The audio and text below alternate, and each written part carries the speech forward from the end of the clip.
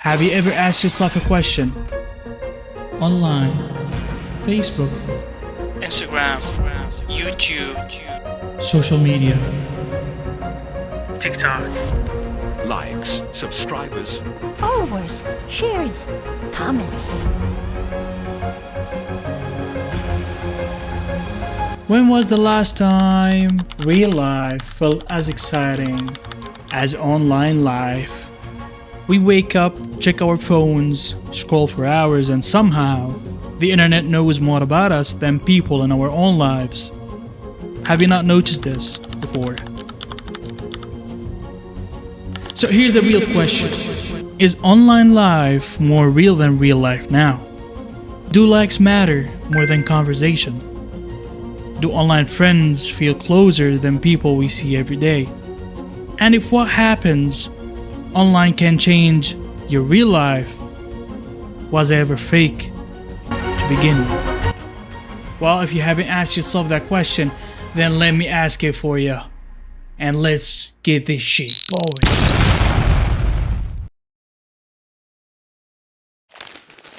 Hello, people. This is your host.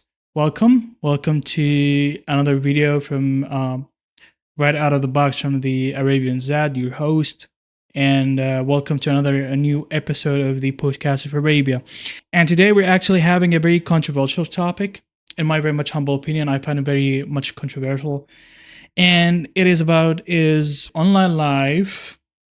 So, for example, live through Facebook, YouTube, TikTok, etc., is more real than real life. So the title of the whole debate / discussion is online life more real than real life itself?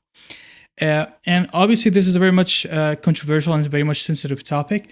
Many people do think that it's a topic not worth mentioning, and people don't really much care to hear something regarding these issues and what's going on with other people's life and people's life.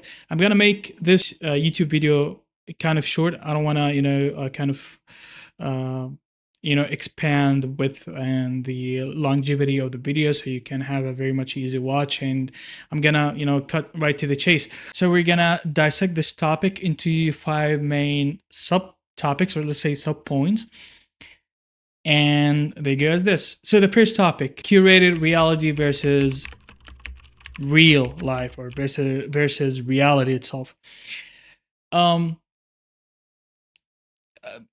This topic itself, or let's say this subtopic itself, is, it touches the actual wound, right, of the whole topic. And what do I mean, or what does it mean to speak about the created reality versus reality itself, or real life, right? People nowadays, they achieve things, as you know. So, for example, like graduation, an achievement. Could be a milestone they reach, whether it is on YouTube, TikTok, graduating from university, having a baby, buying a car, a house, whatever you want to call it, right? So it's let's say it's a milestone, it's an achievement of some sort, and achievements do vary from one person to another. Now, what I want to say is about this point, which is people often feel kind of embarrassed and not very much themselves, right? Not very much in their own suit, the way they want to talk, the way they want to speak, without over exaggerating things, without showing what they don't feel, just because they're saying it in front of people, faking emotions, faking reactions, and faking feelings, just not to seem very much unlikable, feel kind of weird in front of people, right? So because if you have something to celebrate, for example, have something to feel very much happy about, I don't think you would celebrate in your let's say real manner, real self, original manner, just how you would celebrate outdoors, for example, in front of people, in front of your family, or let's say in front of strangers, right? Just celebrating it outdoors, right? Very much humble opinion.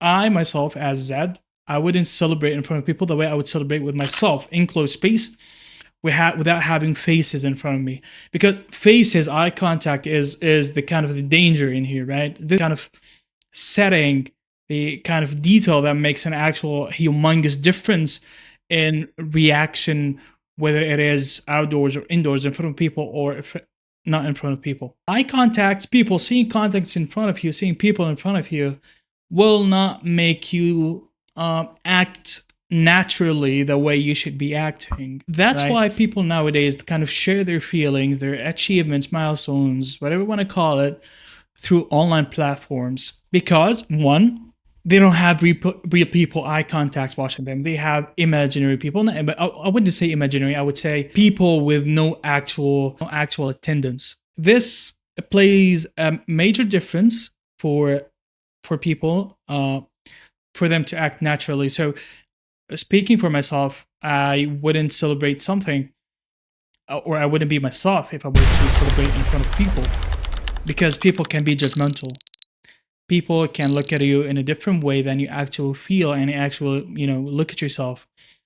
While having, on the contrary, while having imaginary friends, or let's say friends with no actual attendance, you would feel yourself and you would, share your emotions as much as possible, as much as you can. So this is the first point. So reality versus actual reality. Yeah, it does make a difference. There's a major difference. That's why people kind of feel amiable, more malleable, and more approaching towards celebrating it on social platform. That's why nowadays you don't see many people actually having a physical actual celebration. I wouldn't say the majority, obviously. From what I saw, from what I've seen, it's, I would say, not a small number of people actually do it. A very large number of people, they don't have a physical celebration. They would rather film a short video of themselves, or having a stream, or talking to someone else on Discord, or whatever social platform is out there, and have their celebratory feels, and have their celebrations onlinely, so through online platforms. Second, digital identity versus true self. Now, what do I mean by this? I don't know if you guys went through this kind of phase where you actually kind of where you actually show a different personality online than your own personality in reality.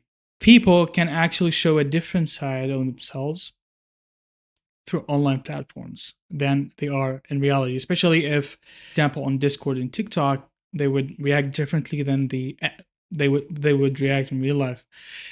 Because, for example, humor.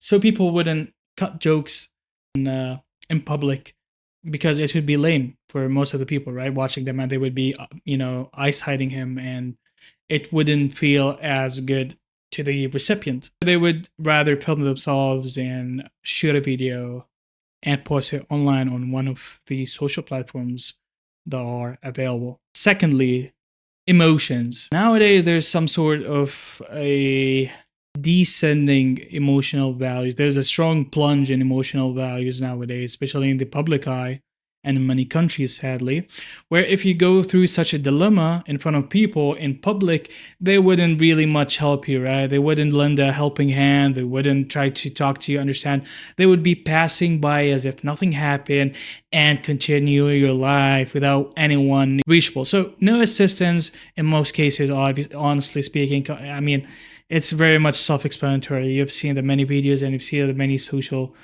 experiments. They wouldn't, not too many people would lend an assisting hand.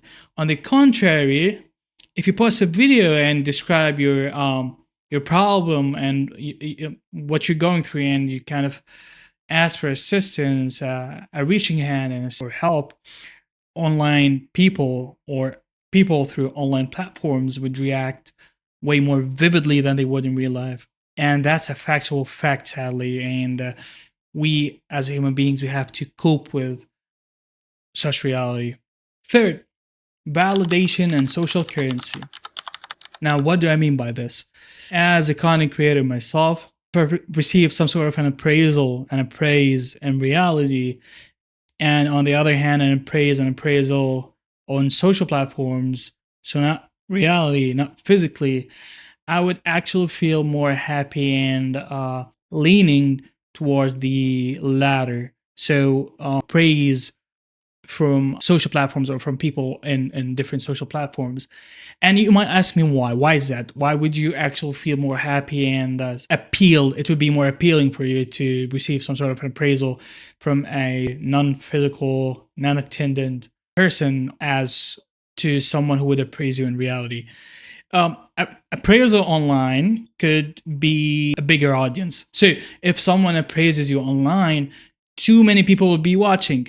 If someone would appraise you in reality, face to face, in most cases, you wouldn't have much people. If you would have much people, then it would be numbered and it would be static. So that number would not change. So if you had the 200 people watching that appraisal or hearing that appraisal, it would still be 200 person. Nothing would change. Now, how would this change if you took a video of that appraisal and you posted it online, or you had an online appraisal and you can share it to other social platforms and further share it to people? Then the audience could be 200, then it would grow to 500, 600, 1,000, 2,000, and reaching millions. This by itself will make the recipient lean more towards having an online appraisal or an appraisal through social platforms. Also, appraise could be transferred into, or let's say social appraisal or social recognition could be transferred into, you know what that means? The smell of money. Online recognition, online platform recognition can be transferred into currencies, online currencies, and that online currencies will be then translated into money, right? So you make a living out of it. You make something out of it. If it's not money, then it is reach. Fourth, friendship and communities. Now, obviously, I would say this is the easiest point out of them, right? So it's very much self-explanatory. Friendship and communities. Obviously, the vast majority of people that have a presence in real life and a presence in social media platforms would prefer friendship through online platforms than friendship in real life. Honestly, I would feel as if someone would be judgmental towards what I'm going to be saying. So, for example, if I have a problem and I would let's say seek help from someone, and that topic is kind of sensitive, right? It's a sensitive topic. It can be said out loud and can be shared with anybody. Obviously, you have to be specific about choosing the recipient. In real life, you would feel as if, so if it is a shameful topic, in real life you would feel like they're giving you a side eye. They're kind of low eyeing you, if it makes sense, right? You would feel as if that person is physically present and he knows what you've gone through and he knows what you shared to them, and might eventually in future kind of blackmail you with it. Or if it's not blackmailing, then that person would every now and then come up and said, "Hey, remember what you said back? Remember what you said to me back in the day? Remember what you said to me before?" And it keeps going back and forth. On the contrary, when you share it to an online friend, imaginary online friends, you wouldn't very much care about someone blackmailing you or someone going back and forth saying, "Hey, remember what happened? Remember what happened?" Because both of you do not actually know each other. You are friends through social platforms and through online platforms. I mean, the biggest there is to kind of have an interaction with each other is just open that social platform and connecting into voice calls. So no eye contact, no meeting in reality. That person doesn't know the other people close to you, and you do not know the people close to him. So you don't know his secrets. You don't know his friends, his family members, other affiliations as well. You wouldn't. People tend to share their secrets to non-attending or people that have no attendance, physical attendance, more. I said, this is funny because I said, I said I wouldn't, talk much about this topic, but I would say in very much humble opinion, this is the most important topic out of them. Sorry, this is the most important point out of all the points I've mentioned before, and it is the very most touching. Now, to my very much last point, we can go back and forth into this topic. Obviously, it's a very much broad topic, and many people can have alternating and different opinions about this. But what I'm sharing here is kind of a mixture between my own opinion and actual readings, so actual analytics, actual past experiences from other people, actual numbers. So I'm talking about the vast majority of people, in addition to my opinion, that actually coincides well and to a very extreme level to the other experiences of people regarding this topic. You may have a different alternating opinion, a different point of view, a different understanding regarding this topic than me or other people. But I'm here sharing the vast majority of people's experiences regarding these topics. So the fifth and final point: escapism and emotional fulfillment. Now, sadly, this point itself is, I would say, the leading point towards people preferring having friends, people to talk to in an online way through social platforms than they would in real life. So, for example, their family members, brothers, sisters, mother, fathers, they would prefer sharing their emotional fulfillments and their emotional feelings to that non physically attendant friend than to someone who's close to them in real life. Many people would actually escape reality and they would feel better and much happier in online platforms and through online platforms than they would be in real life. Or at least I would say they would very much be able to express it better. And this is a saddening truth.